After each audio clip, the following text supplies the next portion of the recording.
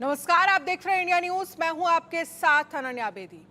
Kolkata rape murder मामले में supreme court में chief justice CJI DY Chandrachud, justice JB Pardiwala और जस्टिस मनोज मिश्रा की बेंच ने सुनवाई की। सीजेआई ने कहा, डॉक्टर्स की सुरक्षा व्यवस्था दुरुस्त करने के लिए टास्क फोर्स बना रहे हैं।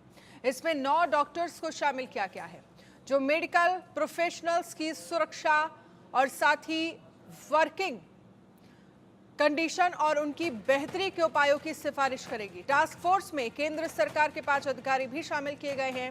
कोर्ट ने सीबीआई से 22 अगस्त तक स्टेटस रिपोर्ट और राज्य सरकार से घटना की रिपोर्ट मांगी है। आरजीकर अस्पताल की सुरक्षा का जिम्मा सीआईएसएफ को दिया गया है।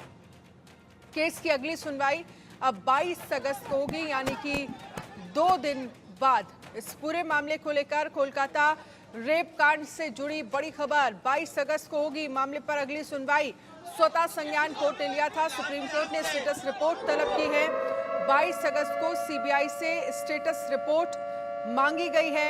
सुप्रीम कोर्ट ने नेशनल टास्क फोर्स का गठन किया। डॉक्टरों की सुरक्षा के लिए यह टास्क फोर्स काम करेगा।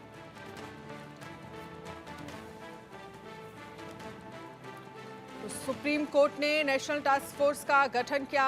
डॉक्टरों की सुरक्षा के लिए यह टास्क फोर्स बनाया गया है। कोलकाता रेप कांड से जुड़ी यह बड़ी खबर। 22 अगस्त को मामले पर अगली सुनवाई होगी।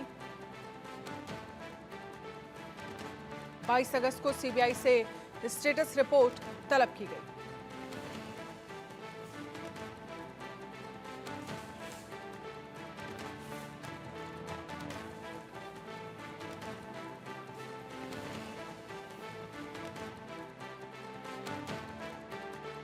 बीजेपी नेता भारती घोष जी हमारे साथ में मौजूद है। भारती जी, आज सुप्रीम कोर्ट ने सुनवाई शुरू कर दी है और कोलकाता पुलिस को लेकर के, बंगाल पुलिस को लेकर के, बंगाल सरकार के कई सारे रुख को लेकर के सवाल उठाए।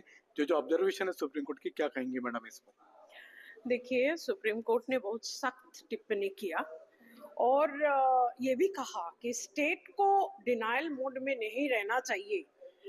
अब तक ममता बनर्जी जो बोल रहे थे कि हमारे कोई कसूर नहीं है, हमने जो किया ठीक किया, पुलिस जो किया ठीक किया, ये सभी ये असर्शंस जो है all are washed away by the observation of the honourable Supreme court.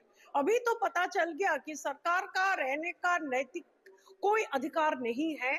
सरकार को रेजिग्नेशन देके चला जाना चाहिए और एफआईआर से लेके मृता का शरीर को जल्दी जल्दी शमशान घाटों में लेके जाना, पुलिस को कोई काम नहीं करना। जो जो सवाल सुप्रीम कोर्ट ने पैदा किया है वो बहुत भयंकर परिस्थिति का व्यक्त करते हैं।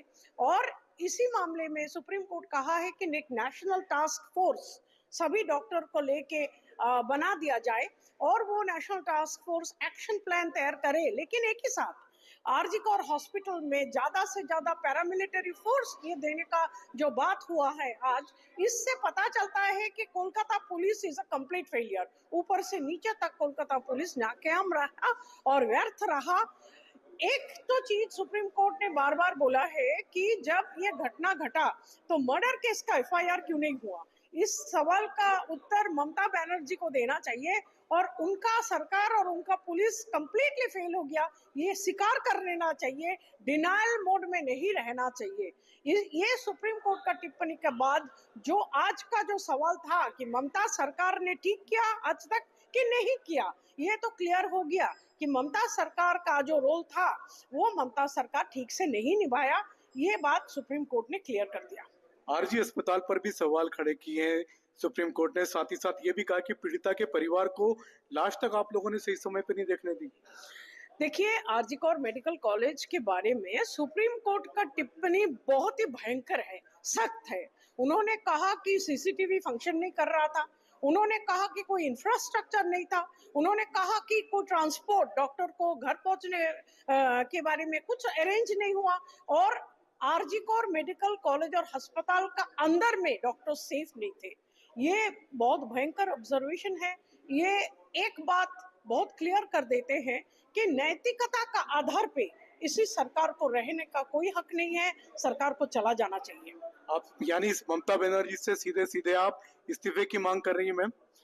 हम तो आगे से ही मांग कर रहे थे इस्तीफा की, लेकिन ममता बनर्जी बोल रहे थे कि हम सही है, हम सही है, हमारा सरकार सही है, पुलिस ने अपना काम ठीक से किया। आज जो सुप्रीम कोर्ट सवाल पैदा किया कि पुलिस कुछ नहीं किया, पुलिस एक छोटा सा चीज जो मृता का पेरेंट्स, उनके पिता माता, उनको भी ठीक से हैंडल नहीं कर पाया, उनको जो क्या बोलूं, सांत्वना देना चाहिए, उनको आना चाहिए, लेके आना चाहिए, एफआईआर ठीक टाइम पे करना चाहिए, कुछ भी नहीं किया पुलिस। ये जो पुलिस का रोल सुप्रीम कोर्ट ने हाईलाइट किया, इसके बाद ममता सरकार का कोई नैतिक अधिकार नहीं है रहने के लिए। ममता बनर्जी को अपने आप वॉलंटरीली उसको रेजिग्नेशन देना चाहिए, क्योंकि जितना क्रेडिबिलिटी का वो बात करते हैं सभी धो दिया है सुप्रीम कोर्ट ने। इति भारती घोष, जिनका कहना है कि सुप्रीम कोर्ट ने ममता सरकार पर जो सवाल खड़े किए उसके बाद ममता बनर्जी सरकार को एक मिनट भी, एक पल भी रहने का हक नहीं है। ममता बनर्जी को तुरंत इस्तीफा देकर चले जाना चाहिए। Sanjay Sharma, India news, Delhi. और रैनिक दत्ता इस पर ज्यादा जानकारी के लिए हमारे साथ लाइव जुड़ गए हैं। रैनिक, क्या कुछ जानकारी है जो सुप्रीम कोर्ट की तरफ से टास्क फोर्स बनाया गया है, जिसमें डॉक्टर्स की भी टीम होगी, जिसमें कुछ और भी लोग होंगे, कौन कौन सी डॉक्टर्स की टीम होगी और किस किस को इसमें शामिल किया गया और कैसे ये टास्क फोर्स काम करेगा?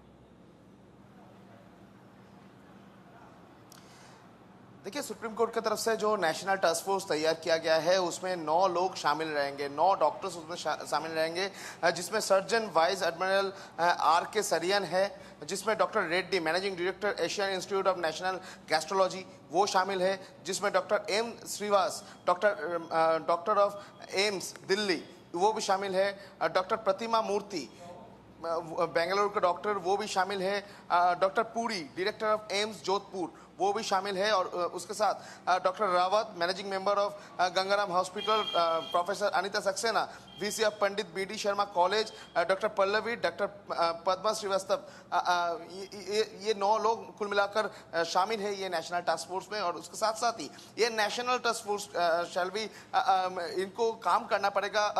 नेशनल टास्क फोर्स के अंदर में रहेगा the cabinet secretary of the GOI, the home secretary of GOI, secretary of ministry of family welfare, chairperson of the national medical commission, president of the national board of examiner.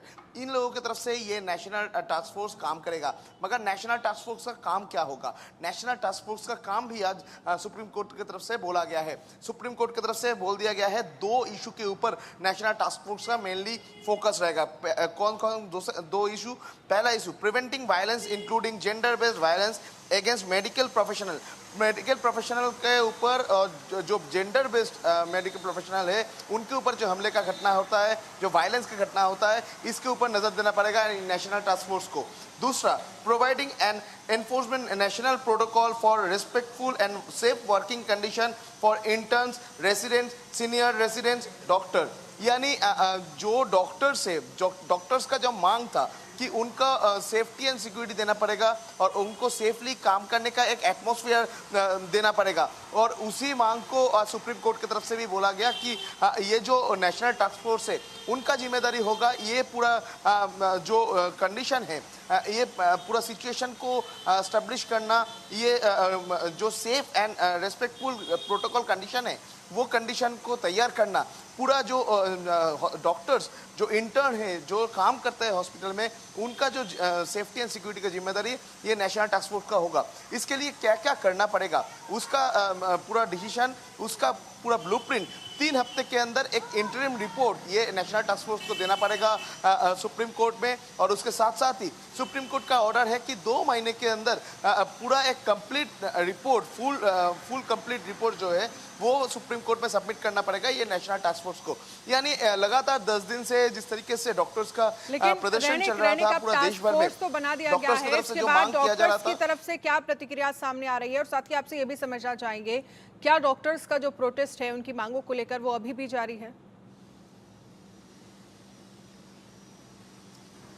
देखिए ये मांग को लेकर जो इस तरीके का जो मांग था डॉक्टर का, इनको लेकर डॉक्टर्स का जो स्ट्राइक है वो स्ट्राइक अभी उठने वाला है, क्योंकि डॉक्टर्स की तरफ से कहा गया कि गवर्नमेंट की तरफ से अगर सुप्रीम कोर्ट की तरफ से ये राय दिया गया है, उसके साथ साथ ही गवर्नमेंट की तरफ से इसको लेकर बहुत सारे नियमावली भी तैयार किया गया, उसको आधार पर डॉक्टर्स की तरफ से, रेसिडेंट डॉक्टर फोरम की तरफ से भी कहा गया कि उन लोगों का जो स्ट्राइक था, लगातार जो ओपीडी बंद था, जो परिषेवा बंद था, वो परिषेवा अभी खुल जाएगा।